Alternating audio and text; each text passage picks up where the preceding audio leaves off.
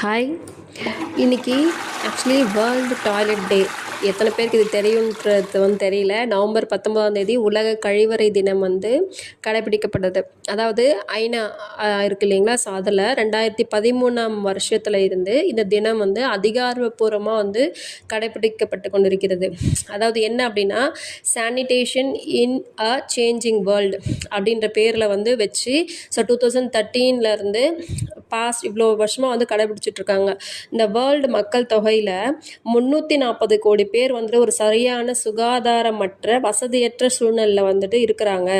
So அவங்க என்ன பண்ணுறாங்களாம், toilet வந்தாலும் அதை அடக்கி அடக்கி வச்சு போகாமல் அதனால் உடல் உபாதைகளுக்கு ஆளாகிறாங்க.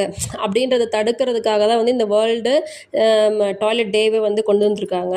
ஸோ அதாவது இந்த மலம் அதை நம்ம உடம்புலேருந்து வெளியே போனால் தாங்க நம்ம ரொம்ப ஆரோக்கியமாக சந்தோஷமாக நல்லா யோசிச்சு பாருங்களேன். அந்த காலையில் எழுந்து அந்த டாய்லெட் போயிட்டு வந்துட்டால் தான் நமக்கு அந்த ஒரு நிம்மதியாக இருக்கும் இல்லைங்களா. ஸோ அதை தான் சொல்கிறாங்க.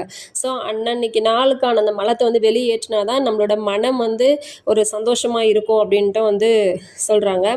ஸோ அதே மாதிரி இப்போ இந்த மலம் அடைக்க வைக்கிறதுனால நிறைய இந்த கான்ஸ்டிபேஷன் ப்ராப்ளமு அது இதுன்னு சொல்லிட்டு இரிட்டபிள் பவுல் சின்ட்ரோம் என்னென்னவோ சொல்கிறாங்க. ஸோ அதெல்லாம் வராமல் பாதுகாத்துக்கணும் அப்படின்னா எப்போ நமக்கு அந்த ஒரு உந்துதல் வருதோ, மலம் வரா மாதிரி இருக்கோ அப்பயே போயிடணும். இதை நம்ம குழந்தைங்களுக்கு ஃபஸ்ட்டு இதை நம்ம சொல்லிக் கொடுக்கணும்.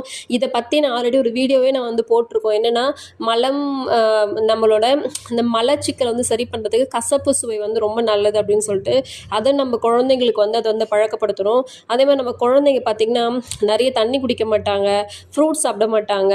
ஸோ இந்த மாதிரியான ஒரு நல்ல விஷயங்களை அந்த குழந்தைங்களுக்கு சொல்லிக் கொடுத்து அதை இந்த மாதிரி பண்ணணும், இந்த மாதிரி பண்ணால் இந்த மாதிரி ஆகும், இந்த மாதிரி ஆச்சுன்னா நம்ம உடம்புல இந்த மாதிரியான மாற்றங்கள் ஏற்படும் அப்படின்றது நம்மளோட குழந்தைங்க கிட்ட அந்த விழிப்புணர்வை ஏற்படுத்தணும். குழந்தைங்க தண்ணி குடிக்கலைன்னா கூட தண்ணி குடிக்கணும், தண்ணி குடித்தா இவ்வளோ உடம்புல நல்லது நடக்கும் அப்படின்றத சொல்லி அந்த குழந்தைங்க இது எல்லாத்தையும் பண்ண வைக்கணும். அதாவது ஒரு தூய்மை இல்லாத ஒரு டாய்லெட்டில் போகிறதுக்காக தான் நம்ம அந்த டாய்லெட் அடக்கி அடக்கி வைக்கிறோம்.